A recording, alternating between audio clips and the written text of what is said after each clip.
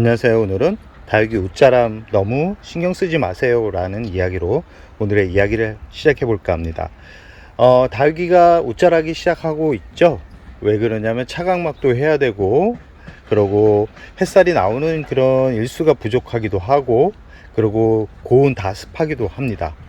이럴 때 가장 눈에 거슬리는 부분이 뭐냐면 바로 이렇게 웃자람 현상이 보여진다라는 겁니다.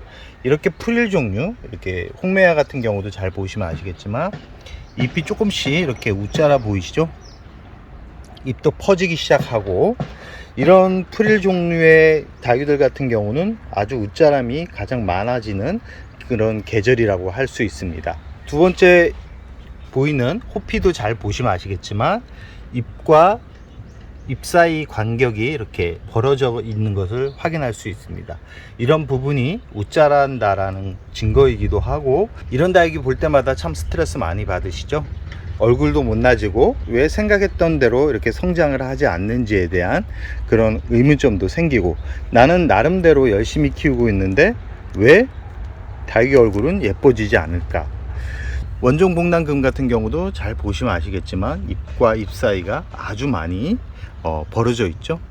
이런 다육이들 같은 경우는 그대로 키우게 되면 예쁜 수영이 나올 수가 없습니다. 저 같은 경우는 이런 다육이들을 어떻게 키우냐 그러면 웃자라게 놔둡니다.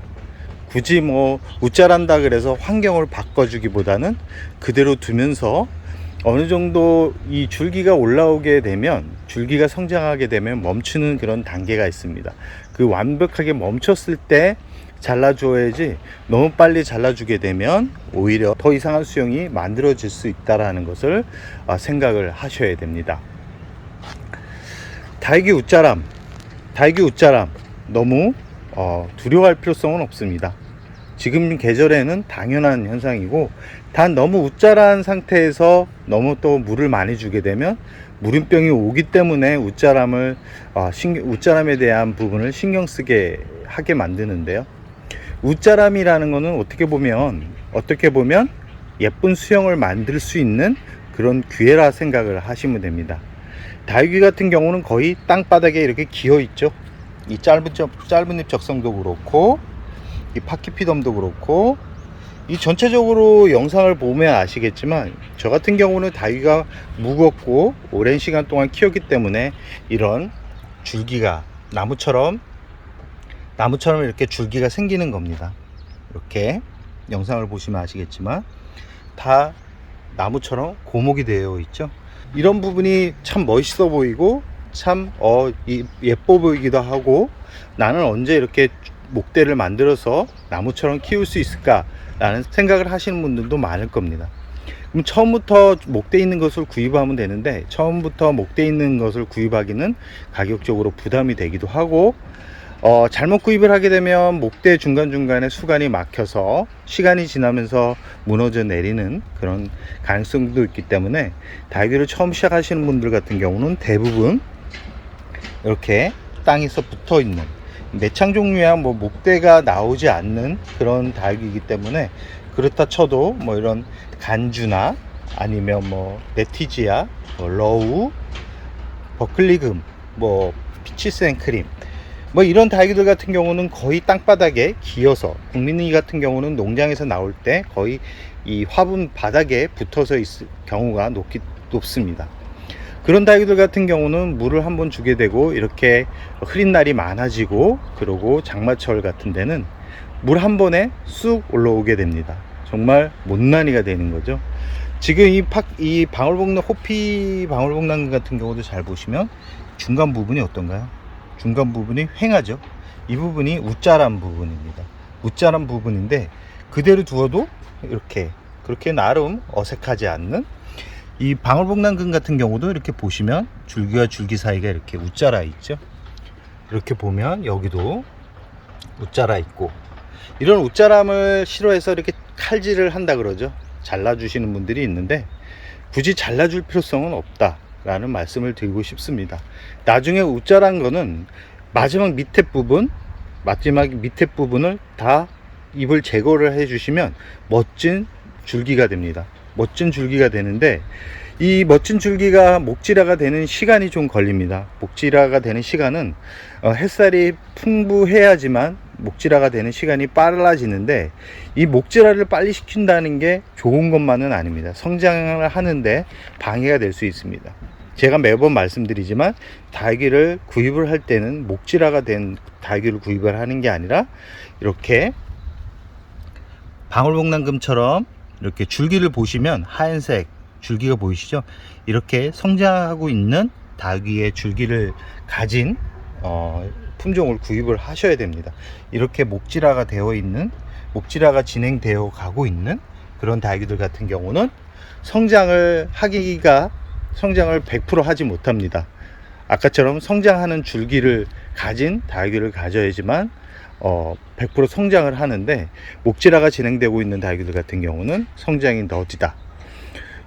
그렇기 때문에 이 웃자람이 그렇게 나쁘다라는 것만은 아닙니다. 웃자람이 나쁘지 않습니다. 지금 매창 같은 경우도 보시면 이 자구거든요. 줄기로 삐죽 이렇게 올라와 있죠. 이 부분을 어떻게 자르냐에 따라서 목대를 만들어서 키우냐, 아니면 땅에서 바닥을 기어가면서 키우냐. 저 같은 경우는 이 정도에서 잘라준다 그러면 목질화를 줄기를 만들어서 키울 수 있는 그런 팁이 되기도 하고, 아니면 윗부분에 잘라서 키운다 그러면 땅에 붙어서 매창의 매력, 이렇게 단단하게 키우고 있는 모습을 만들면서 키울 수 있는 그런 또 방법이기도 합니다. 웃자람 두렵나요? 두렵지 않죠. 웃자람이 두려운 거는 무름병이 올 수 있기 때문에 그럽니다. 너무 빠르게 자란 다육이는 빠르게 무너집니다. 그것 때문에 그러지, 지금처럼 계절적인 부분 때문에 약간의 웃자람에 스트레스 받고 잎이 변이가 오고 잎이 예뻐지지 않는 그런 것 때문에 실망을 해서 잘라주시는 분들이 있는데, 절대 잘라주지 말라는 말씀을 드리고 싶습니다. 옆에 있는 지금 영상에 보이는 아이보리 같은 경우도 어떤가요? 조금씩 웃자라 보이죠? 잎과 잎 사이가 잎이 길쭉해지면서 모양이 틀어지기 시작합니다. 이런 틀어지는 것을 두려워할 필요성은 없다라는 겁니다. 이런 다육이들 같은 경우는 가을이 오면 다시 정상적인 모습으로 돌아갑니다.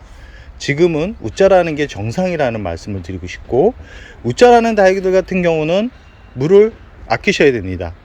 그렇다고 웃자라인데 더 주기를 만들겠다고 영양제와 물을 더 많이 주시는 분들이 있는데, 절대 그러지 말라는 말씀을 드리고 싶고요. 웃자라는 다육이 같은 경우는 그만큼 수분이 많다라는 겁니다.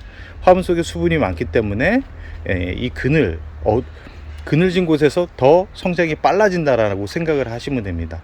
그렇기 때문에 꼭 그런 다육이들 같은 경우는 물을 아끼시는 게 좋다.